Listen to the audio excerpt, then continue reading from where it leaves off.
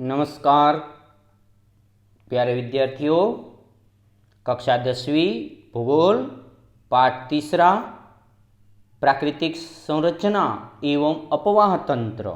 प्राकृतिक संरचना भारत एवं ब्राज़ील की हम देख चुके हैं। अब हम भारत और ब्राज़ील के अपवाह तंत्र देखेंगे। नदियों के अपवाह तंत्र उसको बोलते हैं जल प्रणाली। तो हम पहले ब्राज़ील के जल प्रणाली देखेंगे। देखिए 19 पेज पर जल प्रणाली दिखाई दे रही है आपको। जल प्रणाली करके देखिए, ऐसा दिखाया है। तो यहाँ पर आकृति 3.3 एवं 3.4 के क्रमशः ब्राज़ील एवं भारत की नदियाँ दिखाई गई हैं। उसका थोड़ा सा निरीक्षण करिए। दो ट्रेसिंग पेपर लेकर उन पर दोनों देशों की क्रमशः गंगा एवं अमेजन नदी के मैदान को दिखाने वाली मानचित्र तैयार कीजिए। नदियों के मैदानों को शीर्षक दें, यानी नाम। गंगा एवं अमेजन नदी के मैदानों पर एक तुलनात्मक टिप्पणी लिखिए। ये परीक्षा में पूछा जा सकता है, पूछे जाते हैं कहीं बार। ठीक है, तैयारी रखनी है। तो उसके लिए नीचे दिए गए बिंदुओं का उपयोग कीजिए। देखिए, अपवाह तंत्र का क्षेत्रफल मानचित्र के अनुसार ध्यान दें। मैदानों का तत्संबंधी देश में सापेक्ष स्थान, नदियों का उद्गम क्षेत्र, नदियों की दिशा, प्रमुख सहायक नदियां एवं उनकी दिशा, अन्य बिंदु। बस इतने मुद्दे के आधार पर अपवाह तंत्र जल प्रणाली का अध्ययन करना है। फिर तुलना देखेंगे किसकी, कुछ अधिक जानकारी हेतु गंगा नदी एवं अमेजन नदी की तुलना। देखिए, कुल अपवाह क्षेत्र आप दिखाई दे रहे हैं इधर। हाँ, कुल अपवाह क्षेत्र देखिए वर्ग किलोमीटर में है। गंगा नदी 10,16,124। अमेजन नदी क्षेत्र 70,50,000। कितनी बड़ी मात्रा। इसी प्रकार से नदियों की कुल लंबाई नदी की, गंगा नदी की 2,525 किलोमीटर लंबी है और अमेजन 6,400 किलोमीटर लंबी है। तो ये जो नदी का प्रवाह है और नदी कितना जल लेकर बहती है, तो निर्वहन कहते हैं। निर्वहन की मात्रा, गंगा नदी 16,648 घन मीटर प्रति सेकंड और अमेजन नदी 2,09,000 प्रति सेकंड। इन्हें कितने गुना ज़्यादा है। देखिए ब्राज़ील अपवाह तंत्र, ब्राज़ील के अपवाह तंत्र क्या है। विचार करते समय यह ध्यान में आता है कि इस देश की 3 प्रमुख नदियां हैं। अमेजन नदी दक्षिण पश्चिम के पैराग्वे पराना अपवाह तंत्र, ब्राज़ील उच्चभूमि पूर्व की ओर की साओ फ्रांसिस्को एवं तटीय प्रदेश की नदियां। ऐसा 3 विभागीकरण मतलब वर्गीकरण किया। अमेजन नदी का अपवाह तंत्र दुनिया का विशाल अपवाह तंत्र नदियों के दृष्टि से है। अमेजन नदी का उद्गम पेरू देश के एंडीज पर्वत श्रृंखला की पूर्व ढाल पर होता है। आप ध्यान दीजिए, इसके नीचे अंडरलाइन करके आप बराबर ध्यान दीजिए। मैं आपको इसका ऑडियो भी दूंगा और गूगल फॉर्म देता, आपको उसको भी सबमिट करना ही है और ऑडियो में और स्पष्टीकरण होगा। अमेजन में पानी के निर्वहन की मात्रा बृहद है, बहुत है, करीब 2 लाख घन मीटर प्रति सेकंड है। इसीलिए नदी का उद्गम से नदी से संचित अवसाद तेजी से बह जाते। अवसाद यानी साथ में लेकर गाढ़ मिट्टी, मलबा। इसीलिए नदी के मुहाने पर अवसादों का निक्षेपण बड़े पैमाने पर नहीं होता, लेकिन सामान्यतः नदियों के मुहाने के पास अनेक वितरिकाएं होती हैं। नदी समुद्र से मिलती है तो अलग अलग धाराओं में विभाजित होकर समुद्र को मिलती है। ऐसी वितरिकाएं अमेजन नदी के मुहाने पर नहीं मिलती, गंगा के मुहाने पर मिलती है। ये तुलना है। इसीलिए विपरीत अमेजन के मुहाने पर अनेक द्वीप तैयार होते हैं। महासागर के तट के पास अनेक द्वीप है, उसको मिराजो द्वीप कहते हैं। इसी विपरीत अमेजन के मुहाने पर द्वीप तैयार हुए हैं। महासागर के तट के पास अनेक द्वीप है। अमेजन नदी की मुहाने के पास की चौड़ाई 150 किलोमीटर, यहाँ से नागपुर जितनी बड़ी, अमरावती से नागपुर। गाँव, अपने गाँव की कल्पना कीजिए, कर दिया। अमेजन नदी का अधिकांश भाग परिवहन के योग्य है क्योंकि पानी बहुत है, गहरी है। अब आप देखिए अमेजन नदी का प्रवाह आप देखते हैं यहाँ पर, मैं जूम करके दिखाता आपको।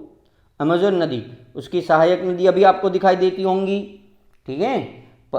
और नीचे दक्षिण में, आप दक्षिण में देखिए, थोड़ा सा दक्षिण में, तो पराग्वे नदी, पराना नदी, उरुग्वे, पराग्वे, पराना अपवाह तंत्र, ये दोनों नदियाँ ब्राजील के दक्षिण पश्चिम भाग में बहती हैं। ये नदियों दोनों ब्राजील के दक्षिण में स्थित अर्जेंटीना की प्लाटा नदी जा मिलती हैं। इन दोनों नदियों को एवं ब्राजील के दक्षिण छोर में बहने वाली उरुग्वे नदी को ब्राजील की उच्च भूमि दक्षिण ढाल से जल आपूर्ति होती है। देखिए दक्षिण ढाल यहाँ से ये मिलती हैं। उसके बाद साओ फ्रांसिस्को, यहाँ पर आपको मिलेगी साओ फ्रांसिस्को, मैं जूम करके फ्रंट पर स्क्रीन पर ला रहा हूँ। यह ब्राजील की तीसरी महत्वपूर्ण नदी है। इस नदी का संपूर्ण जल ग्रहण क्षेत्र ब्राजील की सीमा में ही होता है। उच्च भूमि से निकलती हैं और अटलांटिक महासागर को मिलती हैं, ये ऐसा है। तो ब्राजील उच्च भूमि के पूर्व भाग से यह जल ग्रहण क्षेत्र है। इस भाग में 1000 किलोमीटर की दूरी तय करती है, उत्तर की ओर बहती है और इसके बाद पूर्व की ओर मुड़ जाती है। देखिए पूर्व की ओर थोड़ी, वहां से नदी शब्द लिखा है, वहां से साओ फ्रांसिस्को मुड़ गई है। अटलांटिक महासागर मिलती है। साओ फ्रांसिस्को नदी के मुहाने के पास करीब 250 किलोमीटर लंबा हिस्सा ही केवल नौकायन हेतु योग्य है, यानी नाव चला सकते हैं, इसीलिए वहाँ पर कामकी नदी है। और तटीय प्रदेश, आप देखिए यहाँ पर तटीय प्रदेश, तो तटीय प्रदेश में ब्राजील के तटीय प्रदेश में अनेक कम लंबाई की नदियाँ बहती है। तटीय प्रदेश में सघन अधिवास होने के कारण ये नदियाँ महत्वपूर्ण हैं। उनमें परानीबा, इटापेकुरू आदि नदियाँ उत्तर की ओर बहती है। देखिए उत्तर की ओर बहने वाली आपको इटापुरुकु मेरता, परानीबा नदी दिखाई देती है ना, टोक्टिन नदी है, ये नदियाँ आपको दिखाई देती है। आदि नदियाँ बहती है अटलांटिक महासागर को, उत्तरी अटलांटिक महासागर को मिलती है। दक्षिणी अटलांटिक सागर से मिलने वाली नदियों को पानी आपूर्ति ब्राजील की उच्च भूमि से होता है। ये ब्राजील की उच्च भूमि, ये दक्षिण में बहने वाली नदियाँ, ये दक्षिण भाग में आपको बता रहा हूँ, ठीक है। और साल्वाडोर के पास अटलांटिक महासागर में पुरागुआकू नदी, देखिए तो ये नदियाँ आपको थोड़ा नाम तकलीफ देने वाला है। देखो यहाँ पुरागुआकू नदी दिखाई दे रही है, थोड़ा सा 2-3 बार बोलिए, लिखिए, वरना परीक्षा में पूरा ये कहाँ का नाम आ रहा ऐसा लग जाएगा। अब देखेंगे भारत के अपवाह तंत्र। अब भारत के अपवाह तंत्र में क्या देखेंगे, तो उद्गम क्षेत्र के आधार पर, भारत के उद्गम क्षेत्र के आधार पर भारत के नदियों को हिमालय प्रमुख और प्रायद्वीपीय नदियाँ विभाजित, एक हिमालय से निकलने वाली नदियाँ और प्रायद्वीपीय मध्य में से दक्कन का पठार, प्रायद्वीपीय पठार आप जानते हैं, मैं इसका ऑडियो देता उसमें ज़्यादा स्पष्टीकरण होगी, ठीक है। हिमालय की नदियाँ, हिमालय की अधिकांश प्रमुख नदियाँ विविध हिमानियों से प्रारंभ होती, हिमानियों बर्फ की नदियों से, हिमानियों से होती है, इसीलिए इनमें ग्रीष्म काल में भी जल रहता बृहद निर्वाह होता है, वर्षा काल में भी जल रहता, इसीलिए वो बारहमासी कहते हैं। तो ग्रीष्म काल में हिमानी यानी बर्फ पिघलने से हिमालय की नदियों में पानी रहता, और वर्षा काल में वर्षा के कारण उसमें बाढ़ आती है, इसीलिए उस नदियों में 12 महीने जल से भरपूर रहती है। समूह, इसी समूह में एक सिंधु एवं उसकी सहायक नदियां हैं, गंगा और उसकी सहायक नदियां का समावेश होता है। देखो सिंधु नदी, सिंधु नदी जो है वो उत्तरी जम्मू कश्मीर और वहाँ से निकलती हैं और पाकिस्तान में जाके मिलती हैं। अब हम देखेंगे इसका अगला, सिंधु नदी एवं उसकी सहायक नदियाँ कौन कौन सी हैं। तो देखिए झेलम, चिनाब, रावी एवं ब्यास पश्चिमी हिमालय के अर्थात जम्मू और कश्मीर राज्य के बहती है, एक दूसरे के काफ़ी समांतर बहती है ना। और ये प्रदेश को पंजाब कहा जाता है। सिंधु की एक प्रमुख सहायक नदी सतलुज का उद्गम मानसरोवर के पास होता है। मानसरोवर, आपको मालूम है मानसरोवर यात्रा जाते हैं, यह पश्चिम दिशा में बहती है। सतलुज एवं उसकी सहायक नदियों के द्वारा लाए गए अवसादों के निक्षेपण से भारत में पंजाब के बड़े फलद्रुप मैदान बने हैं। सिंधु नदी आगे पाकिस्तान में जाकर बहती है और अरब सागर में मिलती है। पश्चिम में अरब सागर है, अरब सागर में मिलती है। और आप देखिए गंगा नदी का हिमालय के गंगोत्री नामक हिमानी से उद्गम होता है। हाँ, आप परीक्षा में पूछा जाए गंगा नदी का उद्गम स्थान का नाम बताओ, गूगल टेस्ट फॉर्म में मैं पूछूंगा, ध्यान में रखिएगा। हिमालय पार कर मैदानों के प्रवेश करने पर वह पूर्व की ओर बहने लगती है। हिमालय और उद्गम पाने वाली गंगा की सहायक नदियों में इसी तरह बहती हैं। गंगा की एक प्रमुख सहायक नदी है यमुना, उद्गम यमुनोत्री। गंगा की एक और बड़ी सहायक नदी है हिमालय के उत्तरी भाग से बहने वाली, हिमालय के पार कर भारत की सीमा में प्रवेश करती हैं। जब यह हिमालय के बहती है तो उसे सांगपो के नाम से जाना जाता है और बाद में सांगपो, ये बाद में जब वह हिमालय पार करती है तो प्रवाह देहांग कहते हैं तिब्बत में, और पूर्व की ओर बहती हैं और बहने वाली नदी उसका नाम भारत में ब्रह्मपुत्र कहते हैं। गंगा के अनेक सहायक नदियां समय समय पर मिलती है, इसीलिए यह निर्वहन बढ़ जाता है।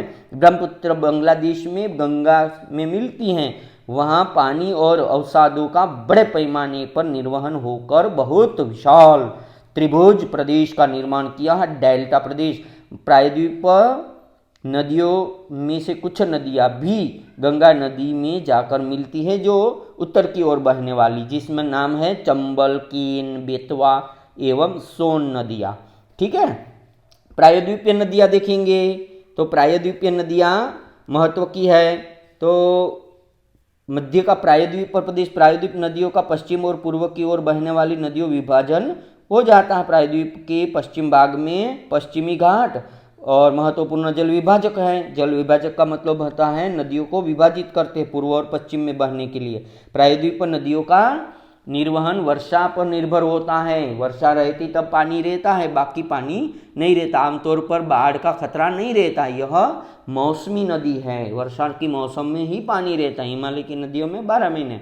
पश्चिमी घाट और अरब सागर के बीच बहने वाली नदियों की लंबाई कम है, गति ज़्यादा है क्योंकि उसकी दिशा तेज है, ढाल तेज है। केरल, कर्नाटक, महाराष्ट्र, दक्षिण गुजरात के तटीय प्रदेश में यह समानता है।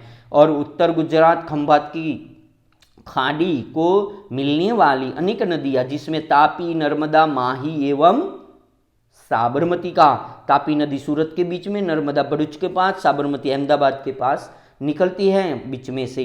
तापी एवं नर्मदा भ्रंश घाटी बोलते हैं और माही नदी पूर्वोत्तर दक्षिण पश्चिम दिशा में बहती है।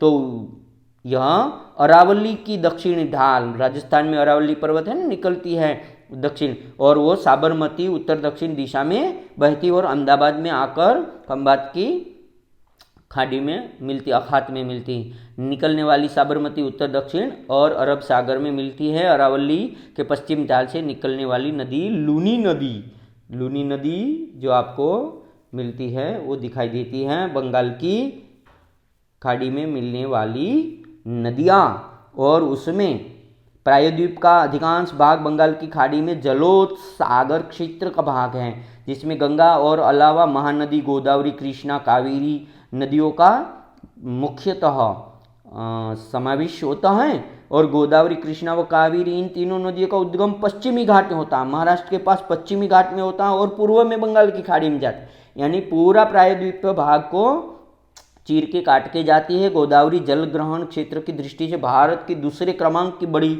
नदी है। कृष्णा नदी, देखिए कृष्णा नदी का मैदान गोदावरी के दक्षिण में है। भीमा एवं तुंगभद्रा कृष्णा नदी की प्रमुख सहायक नदियाँ, पूछा जाता है कभी कभी। और कावेरी नदी कर्नाटक और तमिलनाडु राज्यों से बहती है। यह नदी बहुत पहले से ही सिंचाई के लिए उपयोग में लाई जाने वाली नदियाँ हैं। तो विद्यार्थी मित्रों, मैं आपको ये वीडियो द्वारा ये माहिती, अब इसके बाद में ऑडियो देता और उसमें स्पष्टीकरण और गूगल फॉर्म और स्वाध्याय भी मैं ऑडियो में करवाने वाला हूँ। तो आप ध्यान से सुनिएगा, देखिएगा। ठीक है, धन्यवाद।